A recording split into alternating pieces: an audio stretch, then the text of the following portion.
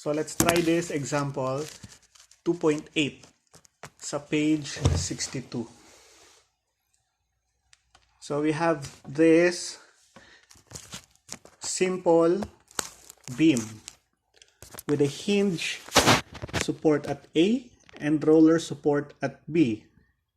Meron ding 60 kips at 60 degrees inclination, 10 feet from support A, and a couple force of 50 kip-foot at the free end.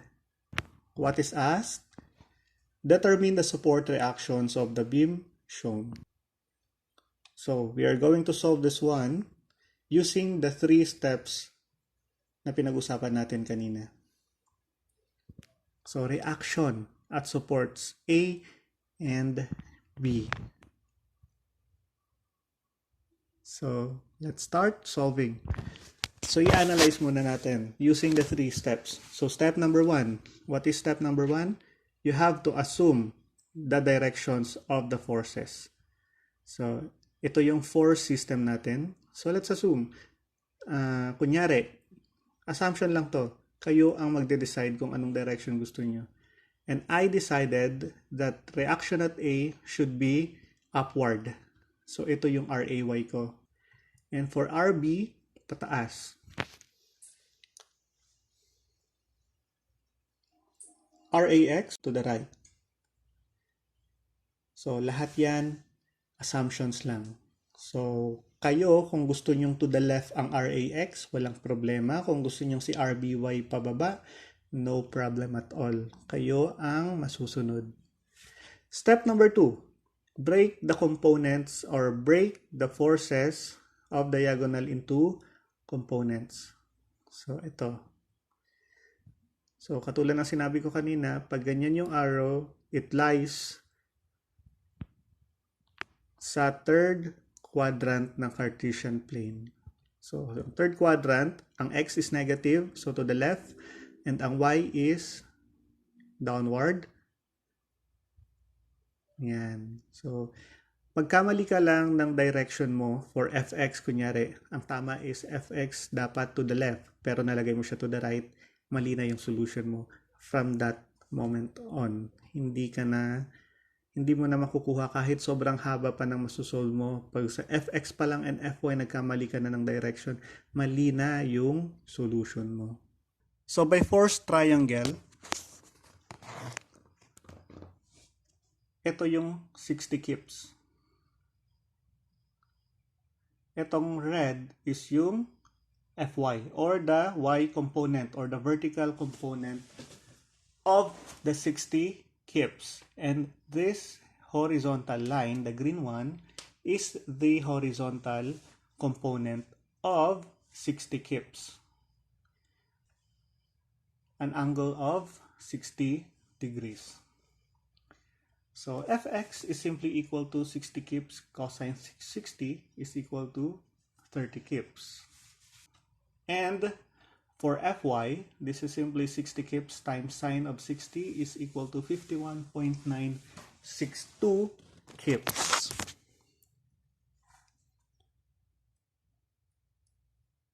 So ilalagay ko yung assumption ko ng mga reaction. RAX to the right, RAY upward, RB upward. And then yung Fx, Fy, or the components of 60 kips. Or simply, ganyan. So, maganda yung drawing ko. Ewan ko nung pinicturean ko, pumangit. Yan yun na. Step number 3.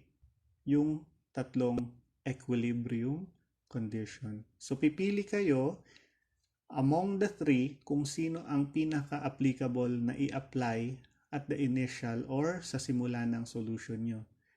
I-assess nyo yung figure or yung free body diagram kung sino ang pinaka-applicable na sino ang pinaka-the best i-apply sa simula na talagang may masosolve kayo or may makukuha kayong unknown.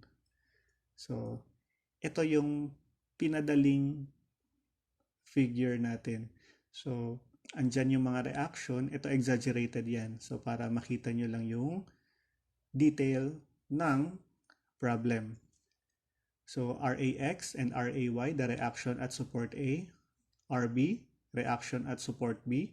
And instead of using the diagonal force for your calculation, as what I've mentioned kanina sa intro natin, hindi nyo na yung gagamitin yung diagonal. Instead, yung mga components na niya. Di ba mas madali? So, 30 kips and 51.962. So, uulitin ko, pag kayo nagkamali ng direction for 30 kips, for example, nagawa nyo siyang to the right, huwag na kayong umasang tama ang sagot nyo. Everything will change. So, yan ang babantayan nyo sa simula ng mga solutions ninyo, ha? And for the free end, 50 kip foot and the distances. So, assessing the free body diagram, ano kaya ang pinaka-the best na i-apply among the three, the summation forces X, Y, and moment? So, kung titignan nyo, the best i-apply si summation forces X. Why? Kasi we have two forces acting along X-axis. Ang isa unknown, yung isa known. So, madali lang. So, just take note na lahat, huwag niyong kakalimutan yung sign convention kasi this is very important. Dapat, bago magsosolve, naka-establish muna si sign convention. So, tatandaan ng lahat ng papuntang kanan ay positive. So, lahat ng right, positive yan. So, ano yung mga forces acting to the right? So, RAX minus 30 kasi to the left is equal to 0. RAX is simply equal to 30 kips. So, positive ang answer nyo. Rightward. Meaning, yung assumption nyo or yung assumption natin na RAX to the right is correct. So, tama na yan. Next, pwede na natin i-apply si summation moments about support B is equal to 0. So, let's start. Force times perpendicular distance. Lahat ng clockwise rotation dapat positive ang sign. So, simulan natin. Bilis, magic. So, program na.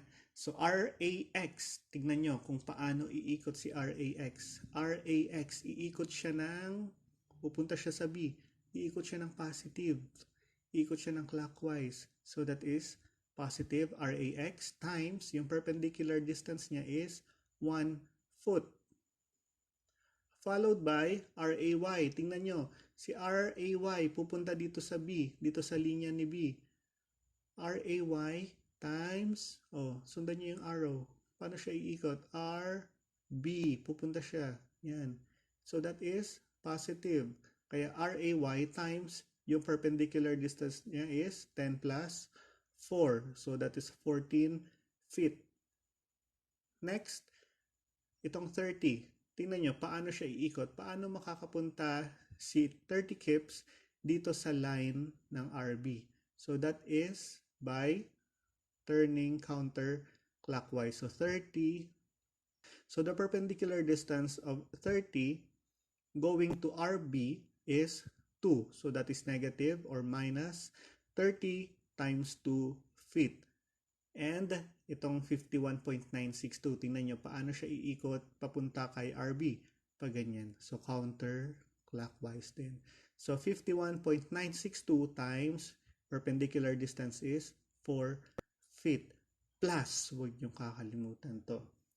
So nakaikot na siya, wala na siyang lever arm or wala na siyang distance. So that is simply 50 kip foot. Copy-paste lang si 50. Equal to 0. So simplifying further, meron ka ng value ng RAX which is equal to 30. So simplify further. Bilis. And furthermore, so yan na ang final answer natin for RAY which is 13.42 kips. Ito na naman, nag-positive ang answer nyo. Upward. Ibig sabihin, your RAY assumption is correct again. So, last, nagamit na natin yung fx, nagamit na natin yung moment. So, hindi pa natin nagagamit si fy. Lahat ng papuntang taas, positive. So, huwag niyong kakalimutan yan. So, summation forces along fy or along vertical line should be equal to 0. So, in assessing the free body diagram, what are the forces acting along y-axis?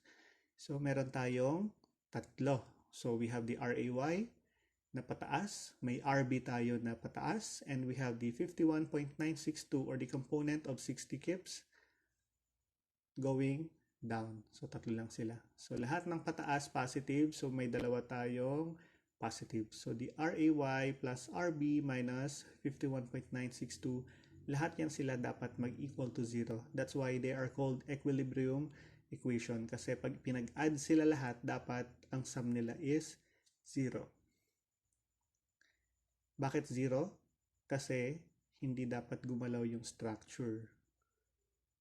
Kaya dapat 0 ang motion sa X, 0 ang motion sa Y, at 0 ang twisting or ang moment ng isang system. Meron na tayong RAY which is equal to 13.42 kips. So, bringing it down.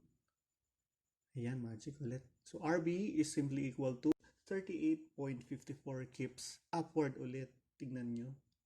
Nag-positive ulit yung assumption natin. Meaning, yung assumption natin is correct again. So, walang problema kung gagawin yung pababa yung RAY. Ang mangyayari lang kasi sa final answer nyo, yung RAY nyo will become negative 13.42 kips. So, meaning, yung assumption nyo ng pababa ay mali. So, dapat pataas. So, your final answers, RAX is equal to 30 kips going right. RAY is 13.42 kips going up. And RB is equal to 38.54 kips going up. So that is the final answer for this problem.